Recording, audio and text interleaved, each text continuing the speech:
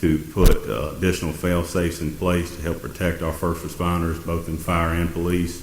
But I can tell you, when it comes to a fireman that is hurt or a policeman that is hurt, you wouldn't believe the amount of sick time collectively that is donated by individuals. And that does have a monetary value that goes towards your retirement. Yet, without thinking twice, they sign it away to help someone less fortunate. So that there is some additional coverage out there, but it does cost you as an individual.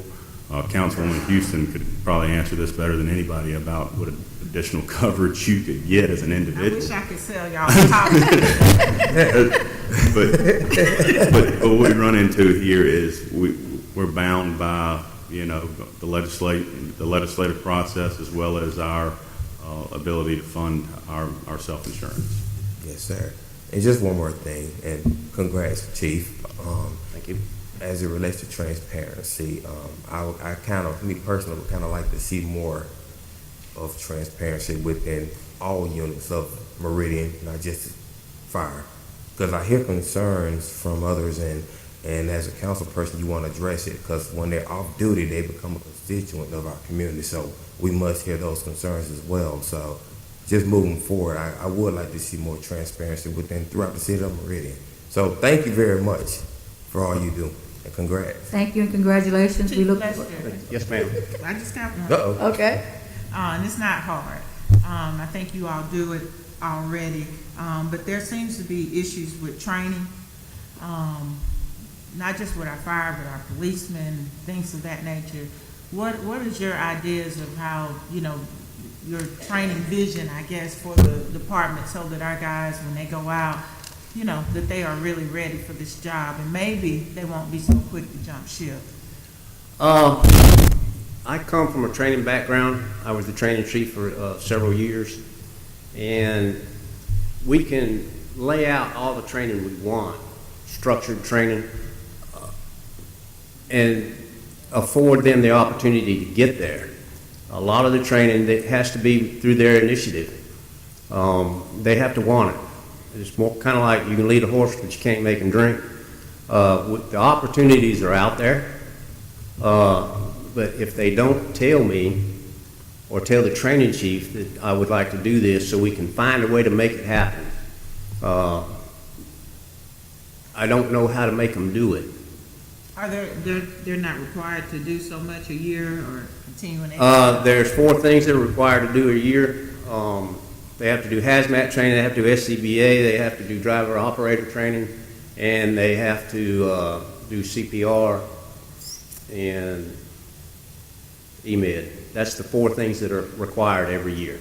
But all the extra to make them a better fireman And is voluntary. And what I try to put out there, Councilwoman, is that there are a lot of different paths in the fire service.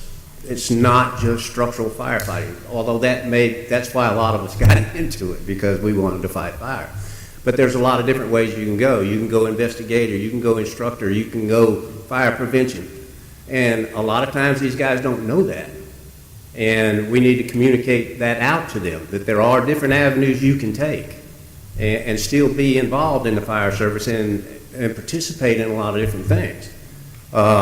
And I've tried to put that out there, especially when I was an instructor. A lot of things that you can do on the national level.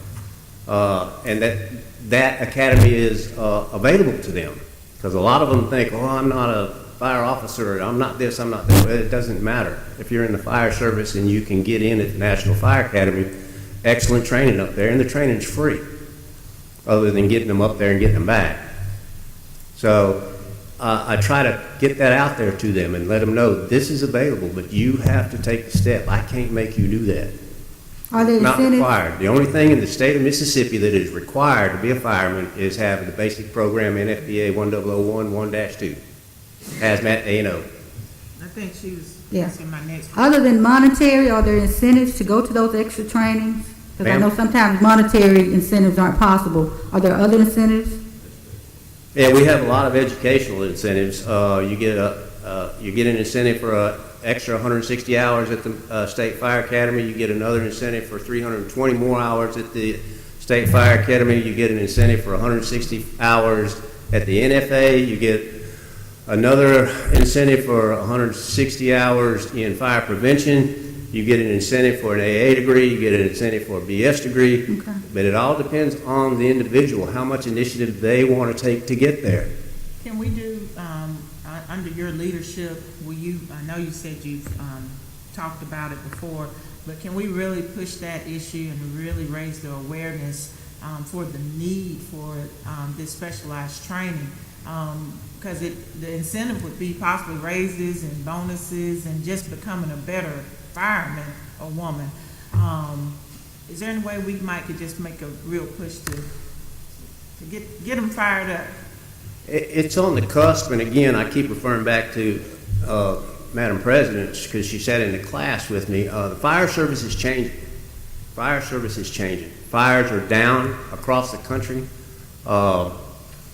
and the fire service is expected to take on added responsibilities that we typically don't think about. Technical rescue, emergency medical, confined space, hazmat, farm equipment extrication, a lot of specialized training now that when all else fails, they call us.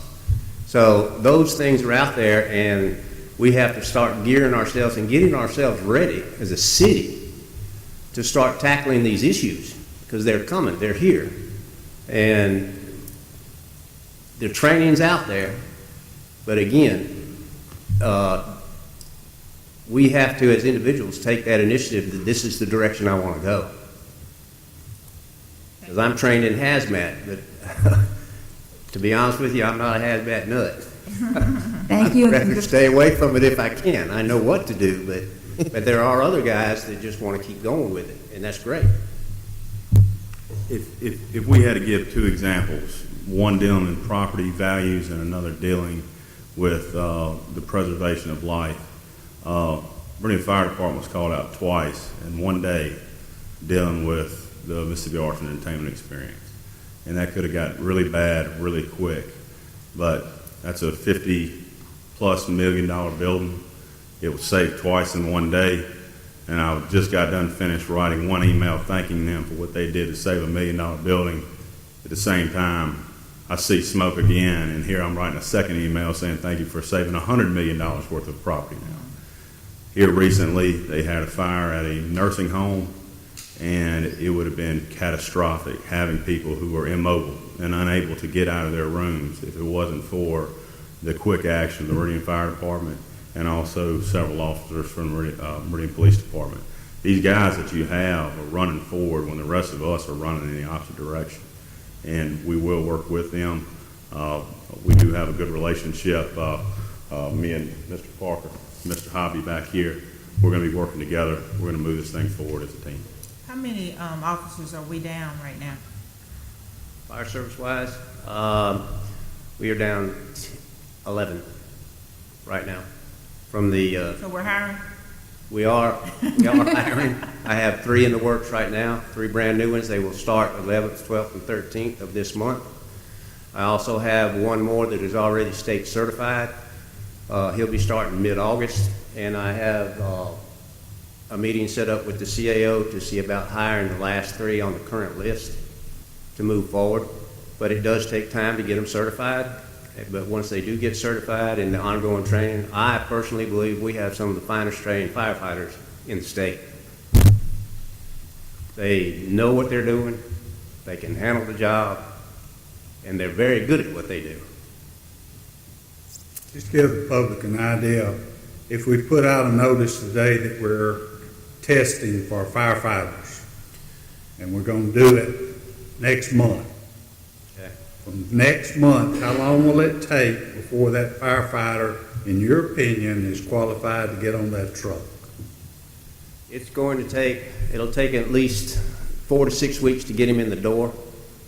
At that point, he starts getting ready for what they call the CPAT, Candidate Physical Agility Test, which is definitely a tough test.